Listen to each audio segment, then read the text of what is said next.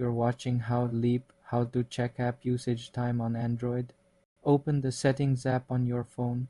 Scroll down and tap on Digital Wellbeing and Parental Controls. Your dashboard will appear showing your overall phone usage today. To see details for specific apps, tap on the chart or on the option that says App Timers or similar.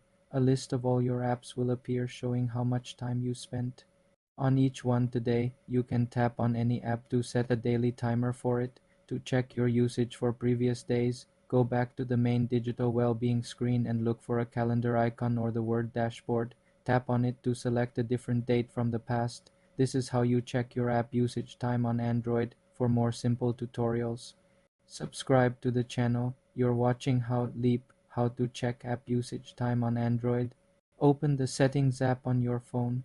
Scroll down and tap on Digital Wellbeing and Parental Controls. Your dashboard will appear showing your overall phone usage today. To see details for specific apps, tap on the chart or on the option that says App Timers or similar.